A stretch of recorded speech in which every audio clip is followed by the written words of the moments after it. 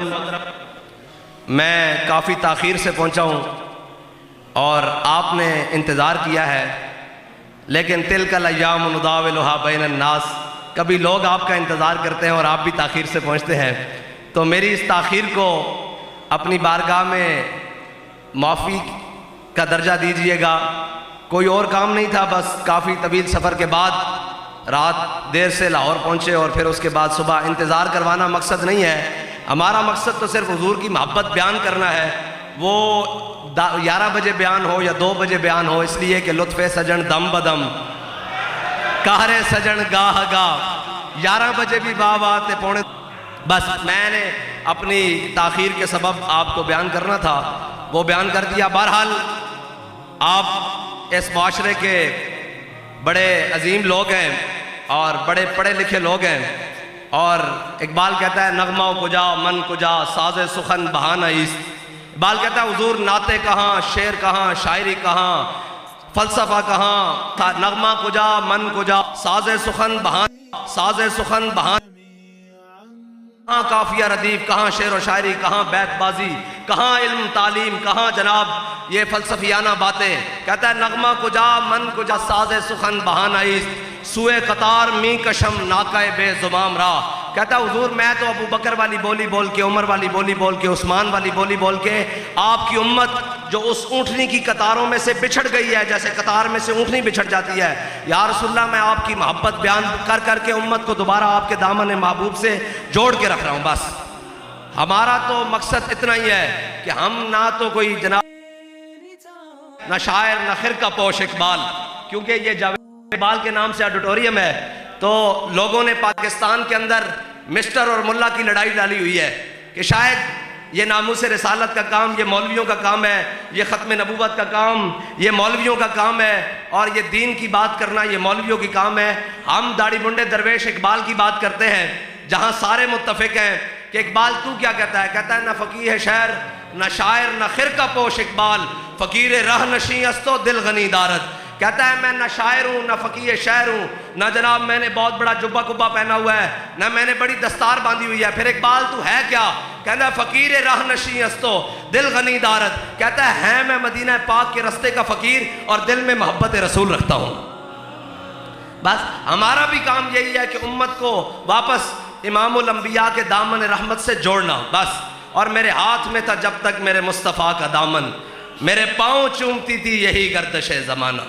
بس حضور کے ساتھ محبت اور انواع محبت، وہ محبت نہیں جو پوچھ پوچھ کر کی جائے، جنہوں نے پوچھ پوچھ کر کی محبت، اور جنہوں نے اپنی عقل و فہم و فراست اور دنیا کے تقاضے چونکے کیسے چنانچے کیسے اگر مگر سے محبت کی، وہ تو 1.5 میل بھی امام الانبیاء کے ساتھ نہیں چل سکے۔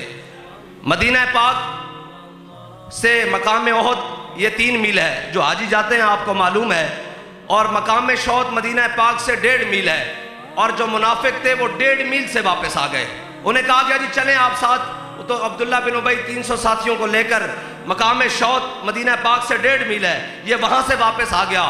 اور جنہوں نے کہا یا رسول اللہ ہم سے پوچھتے ہیں جانا چاہیے کہ نہیں، جانا چاہیے کہ نہیں، جانا چاہیے کہ نہیں، حضرت سعد بن معاذ کھڑے ہو گیا، کیا یا رسول اللہ ہم کوئی قوم موسیٰ ہیں کہ ہم کہیں ہم نے بدر نہیں جانا؟ فاذهب انت وربك فقاتلا انا ہاہنا قاعدون، جاؤ تم اور تمہارا رب لڑو، ہم یہاں جناب من و سلوہ کھانے کے لیے بیٹھے ہیں۔ کہا یا رسول اللہ ہم وہ نہیں ہیں، ہم تو کہتے ہیں سل حبال من شئتا وقتا حبال من شئتا سالم من شئتا عاد من شئتا خذ من اموالنا ما شئتا۔ یا رسول اللہ بدر تو یہ کھڑا ہے، حکم دیں گھوڑے سمندروں میں ڈال کے رکھ دیں گے، حکم دیں کیسر و کسرا کے ساتھ جنگ لڑ کے رکھ دیں گے، حکم دیں آپ کے آگے بھی لڑیں گے پیچھے بھی لڑیں گے، جان سے بھی لڑیں گے مال سے بھی لڑیں گے، حکم دیں بحر غماد تک گھوڑوں کے جگر پگھلا کے رکھ دیں گے۔ تو علامہ اقبال سے پوچھتے ہیں اقبال ان کے پاس گھوڑے تھے جو وہ کہتے ہیں کہ ہم نے سمندروں میں ڈالنے تھے، وہ کون سے گھوڑے تھے؟ تو اقبال کہتا ہے ہر کشک مصطفیٰ سامان اوست بحر و بر در گوشہ دامان اوست۔ اقبال کہتا ہے جھلیا جس دے دل وچ محبت رسول ہوئے نا، کائنات دی ہر نعمت اس دی جیب وچ موجود ہوندی۔ بس حضور کی محبت آج پوری امت تقریباً 2.25 ارب امت اور اتنا سا اسرائیل اور 2.25 ارب امت پوری امت کو آگے لگا ہوا ہے۔ لبنان، شام، یمن، جناب فلسطین، غزہ، ایران، یعنی تقریباً 4 جگہ 5 جگہ اس نے بیک وقت جنگ چھیڑ کے رکھی ہوئی ہے، اور پوری امت خاموش ہو کر بیٹھی ہوئی ہے۔ یہ وہ امت ہے جو 8 تلواریں لے کر بدر گئی تھی، اور آج پوری امت، جناب میں یہ بات کرنے لگا ہوں تو بعد میں آپ کو لوگ آ کر کہیں گے حافظ صاحب دہشت گردی والی باتیں کر رہے تھے۔ یہ جناب اوے بھائی، ہم بدر کی بات کریں تو ہم دہشت گرد ہیں، وہ چھوٹے چھوٹے بچوں کے اوپر بم برسا دیں وہ دہشت گرد نہیں ہیں، وہ مسجدوں کے اوپر بمباری کر دیں وہ دہشت گرد نہیں، وہ سویلینز کے اوپر بمباری کر دیں وہ دہشت گرد نہیں۔ ہم محمد عربی کی تلوار کی بات کریں ہم دہشت گرد ہو جاتے ہیں، ہم قرآن کی بات کریں ہم دہشت گرد ہو جاتے ہیں، ہم جناب غزوہ بدر کی بات کریں، احد کی بات کریں، خندق کی بات کریں، مریسی کی بات کریں، مستلق کی بات کریں، ہم دہشت گرد۔ اور وہ پوری امت کو کاٹ کر اور جناب دندناتا پھر رہا ہے پوری دنیا میں اسرائیل، اس کا جہاں دل جاتا ہے دنیا میں وہ بمباری کرتا ہے، بندے مار دیتا ہے، اسے کوئی پوچھنے والا نہیں۔ ہم صرف بات کریں کہ یار یہ ظلم ہو رہا ہے، یہ جناب ظلم کی انتہا ہو رہی ہے، آج تک ایسے تاریخ میں نہیں ہوا، تو یہ کہتے ہیں ان کو بند کر دو، یہ دہشت گرد ہیں۔ بھائی اگر یہ دہشت گردی ہے تو ہم برے سرے ممبر بھی کہتے ہیں کہ ہم اس معاملے میں دہشت گرد ہیں، کسی کو کوئی تکلیف ہو ہم اس معاملے میں دہشت گرد ہیں۔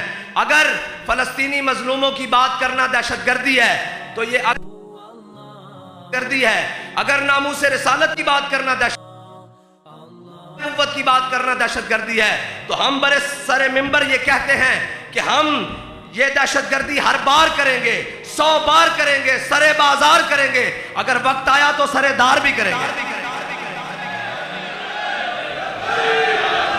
لبیک لبیک لبیک یا رسول اللہ، لبیک لبیک لبیک یا رسول لبیک لبیک یا رسول اللہ، لبیک لبیک لبیک یا رسول اللہ۔ بس اتنی بات ہے۔ ہم اقبال کہتا ہے تو بدل گیا تو بہتر کہ بدل گئی شریعت۔ اقبال کہتا ہے اچھا ہوا مسلمان، اور 14ویں 15ویں صدی کے مسلمان تو بدل گیا تو بہتر کہ بدل گئی شریعت، کہ موافق تدرواں نہیں دین شہبازی۔ اقبال کہتا ہے اچھا ہے مسلمانہ تو بدلیاں، نال اپنی فلیکسیبل قسم کی شریعت اور دین بھی بدل لیا ہے، اور نہیں جی یہ مولویوں نے بنایا ہوا ہے۔ میں نے کہا ہے یہ مولویوں کا دین نہیں ہے، یہ پیروں کا دین نہیں ہے، یہ جناب قاریوں اور حافظوں کا دین نہیں ہے، یہ دین رسول اللہ کا ہے، یہ دین رسول اللہ کا ہے۔ اور بدلے گا زمانہ لاکھ مگر قرآن نہیں بدلا جائے گا، ہے قول محمد قول خدا فرمان نہیں بدلا جائے گا، یہ دین حضور کا ہے، اور ہم اس کے چوکیدار ہیں، ہم ٹھیکیداری کا ہم نے کبھی وعدہ نہیں کیا، ہم یہ چوکیدار ہیں۔ امام الانبیاء صلی اللہ تعالیٰ علیہ وسلم ہماری ڈیوٹی لگا کر گئے، حضور نے حدیث بیان فرمائی فقان متقین، رسول اللہ صلی اللہ تعالیٰ علیہ وسلم امام الانبیاء ٹیک لگا کر بیٹھے ہیں۔ حضور نے بنی اسرائیل کے علماء کی بیان کی، حضور نے فرمایا بنی اسرائیل کی قوم گناہوں میں مبتلا ہو گئی، اور ان کے علماء نے، ان کے جناب بڑوں نے منع کیا، قوم باز نہ آئی، اور ان کے جناب جو مجتہدین تھے، جو علماء تھے، جو شیوخ تھے، وہ بھی ان کے ساتھ ملوث ہو گئے۔ اس کا مطلب پتہ ہے کیا ہے؟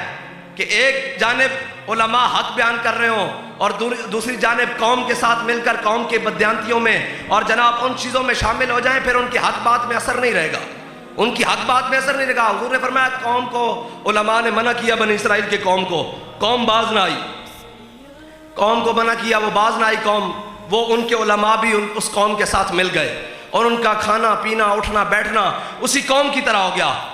فجلس رسول اللہ، کہتے ہیں جب حضور نے اپنی امت کی علماء کی باری کی نا تو امام الانبیاء ٹیک لگا کر بیٹھے تھے، حضور اٹھ کر بیٹھ گئے، اور حضور نے 3 بار قسم کھٹائی، فرمایا اللہ کی قسم جس کے قبضہ قدرت میں میری جان ہے، اللہ کی قسم جس کے قبضہ قدرت میں میری جان ہے، اللہ کی قسم جس کے قبضہ قدرت میں میری جان ہے، میری امت کے علماء نے یہ کام نہیں کرنا۔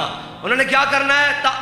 تأمرون بالمعروف وتنہون عن المنکر، انہوں نے اچھائی کا حکم دینا ہے اور برائی کو ہاتھ سے پکڑ کے روکنا ہے۔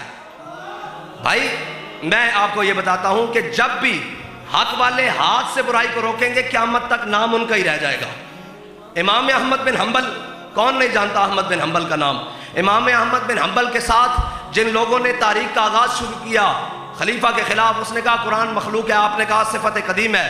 جب آپ نے جناب اس تاریخ کا آغاز شروع کیا تو تقریباً کہتے ہیں 1.5 لاکھ علماء احمد بن حنبل کے ساتھ تھے، لیکن اس وقت کے حاکم اور خلیفہ نے بھی یہی کہا، جو نام نہاد خلیفہ تھا، جو اپنے آپ کو خلیفہ کہتا تھا، اس نے یہ کہا کہ میں تمہاری جائیدادیں ضبط کر لوں گا، میں تم پر 4 شیڈول لگا دوں گا. میں جدید زبان میں بات کر رہا ہوں، قانونی زبان میں. اس وقت کے اعتبار سے اس نے کہا میں تم پر 4 شیڈول لگا دوں گا، تم پر جناب میں پرچے کر دوں گا، تم پر میں فلاں کر دوں گا، تمہاری جائیدادیں کرکی کر دوں گا، سارا کچھ کر دوں گا. کہتے ہیں کہ احمد بن حنبل پھر اکیلے رہ گئے. 4 رہ گئے، 4 میں سے 2 شہید ہو گئے، پھر احمد بن حنبل رہ گئے. ایک نے لکھ کر دے دیا کہ جناب رخصت کی حدیث آ گئی کہ مشکل وقت آ گیا ہے، اب نہیں ہم کھڑے ہو سکتے. لیکن آپ آج دیکھ لیں ان جنہوں نے رخصت کا راستہ اختیار کیا ان ساروں کا تاریخ نام نہیں جانتی، تاریخ ایک بندے کا نام جانتی ہے جسے احمد بن حنبل کہتے ہیں. حق کی ایک اپنی پاور ہے، اور یہ نہیں کہ حق کے لیے مشکلات نہیں آتی. حق تو حضرت فاروق اعظم ایسے کر کے اپنی داڑھی کو اکٹھا کریں، ایسے حضرت فاروق اعظم ایسے کر کے داڑھی کو اکٹھا کریں اور اپنے ہاتھ میں پکڑ کر کہیں اے حق تو نے عمر کے یار نہیں چھوڑے، اے حق تو نے عمر کے یار نہیں چھوڑے. او جناب حضرت سلطان باؤ فرمایا نا عاشق ہومی عشق کمامی تے دل نو رکھی بانگ پہاڑا ہوں، لکھ لکھ بدیاں تے ہزاراں علامے کر جانی باغ بہارا ہوں. انہوں نے کہا یہ جو رستہ ہے نا حق کا رستہ، یہ وہی چنتے ہیں جن کو اللہ چنتا ہے. واللہ یختص برحمتہ من یشاء، اللہ جس کو چاہے اپنی رحمت کے لیے خاص کر لے. حق حق ہے، اس نے بین ہو کے رہنا ہے، لیکن اس کے لیے حق والوں کے ساتھ کھڑے ہونے کے لیے یہ بھی مجھے یہ بتائیں کہ لاکھوں کی فوج ہوگی یا ہزاروں کی فوج ہوگی یزید کی، کسی ایک سپاہی کا نام بھی کسی کو یاد نہیں ہے کہ کون ہوگا. ہاں اس سپاہی اس پوری فوج میں سے ایک کو جانتے ہیں جو اس صف سے نکل کر ادھر آیا ہے، اس کو ہور کہتے ہیں، اس کو ہور کہتے ہیں. قیامت تک نام ہور کا رہنا ہے. ان کو جناب وہی باطل میں رکھا جائے. تعداد نہیں تولا کرتے، ہمیشہ تعداد میں آج تک باطل تعداد میں زیادہ ہوا ہے. بدر سے لے کر آج تک باطل تعداد میں زیادہ ہوا ہے. حق والے ہوتے تھوڑے ہیں لیکن جتنے ہوتے ہیں ستھرے ہوتے ہیں، جتنے ہوتے ہیں یہ ستھرے ہوتے ہیں. ان کی خاصیت یہ ہے. بہرحال امام احمد بن حنبل، یہ لوگ سمجھتے ہیں کہ یہ فسانوی باتیں ہیں، یہ ساری چیزیں باتیں ہیں. ہم نے اپنے دور میں احمد بن حنبل کے خادم کو دیکھا ہے کہ مشکلات برداشت کرنی اور ظالم کے سامنے ڈٹ کر بات کرنا اور یہ ساری چیزیں کرنی ہم نے دیکھی ہیں. امام احمد بن حنبل کو جب گرفتار کر لیا بادشاہ وقت نے، آپ کو لے کر جیل میں جا رہے تو رستے میں ایک ڈاکو آ گیا، اس کا نام ابو الحسم ہے. اس نے کہا امام صاحب آپ کدھر جا رہے ہیں؟ ایسے جیسے آج ہمیں کوئی پکڑ لینا جناب حکومتیں پکڑ کے اندر کر دیں تو لوگ کہتے ہیں پتہ نہیں مولویاں کی کیتا، او کچھ نہیں کیتا، جو احمد بن حنبل نے کیتا اسی بھی وہی کیتا. بہرحال امام احمد بن حنبل کو آگے لے گئے، انہیں سامنے سے اس وقت کا سب سے بڑا بدماش اور ڈاکو آ گیا، اس ابو الحسم اس کا نام. اس نے کہا امام صاحب آپ کدھر؟ امام صاحب نے کہا بادشاہ وقت کے ساتھ ٹکر ہو گئی ہے. وہ کہتا ہے قرآن مخلوق ہے، میں کہتا ہوں صفت قدیم ہے. کہا کہ آپ حق پر ہیں یا نہیں؟ امام احمد بن حنبل نے کہا میں حق پر ہوں، حق پر ہوں. اس نے جو امام صاحب سے بات کی، اس نے کہا امام صاحب میں ڈاکو ہوں، بدماشی کرتا ہوں، رسا گیری کرتا ہوں، رہا ہو کر جا رہا ہوں، 18,000 کوڑے کمر پر کھائے ہیں، رہا ہو کر جا رہا ہوں، پھر دوبارہ پروگرام اسی کام کا ہے. تو آپ اگر حق پر ہیں نا تو اپنی کمر پر حق کے لیے 18,000 کوڑے ضرور کھائیے گا. امام احمد بن حنبل کہتے ہیں کہ مجھے اس ڈاکو کی بات دلیر کر گئی. اور حضرت آپ کے بیٹے حضرت عبداللہ وہ کہتے ہیں کہ امام احمد بن حنبل جب بھی دعا مانگتے تو دعا مانگتے رحم اللہ لأبی الحسم غفر اللہ لأبی الحسم، یا اللہ ابو الحسم پر رحم کر، یا اللہ ابو الحسم کو بخش دے. ہم کہتے ہیں ابا جی ہم بیٹے ہیں، آپ ہمارے لیے دعا نہیں کرتے. ابو الحسم کی بات مجھے دلیر کر گئی. ایک ڈاکو کی بات احمد بن حنبل. امام احمد بن حنبل کو جب باز نہ آئے وہاں بھی حق بلند کیا تو بادشاہ وقت نے آپ کو جیل سے نکالا اور آپ کے جناب قمیض اتروائی اور اونٹ کی ننگی پیٹھ پر آپ کو باندھا بغیر پالان اور کجاوے کے، آپ کو اوپر باندھا اور باندھ کر کہا کہ ان کو کوڑے لگاؤ سرے بازار، یعنی جیسے مال روڈ ہے یا انارکلی بازار ہے یا اس طرح کے مین روڈوں پر. کہا اونٹ گزرے اور 7 جلادوں نے ہاتھ میں کوڑے پکڑے ہوئے اور کوڑا مارنے والا کوڑا مارتا تو احمد بن حنبل کہتے رک جا، کہتے اعلان کرتے ننگی پیٹھ کے اوپر اونٹ کے اوپر، کہتے ہوئے جو مجھے جانتا ہے وہ جانتا ہے، جو مجھے نہیں جانتا وہ بھی جان لے کہ میرا نام احمد بن حنبل ہے اور میری بادشاہ وقت سے ٹکر ہوئی ہے. وہ کہتا ہے قرآن مخلوق ہے، میں کہتا ہوں صفت قدیم ہے، اور یہ کوڑا میں نے اللہ کے نام پر اس کو معاف کیا، اگلا مارو. یہ احمد بن بھائی حق کے لیے تو پھر اتنی قربانیاں دینی پڑتی ہیں. حق تو پھر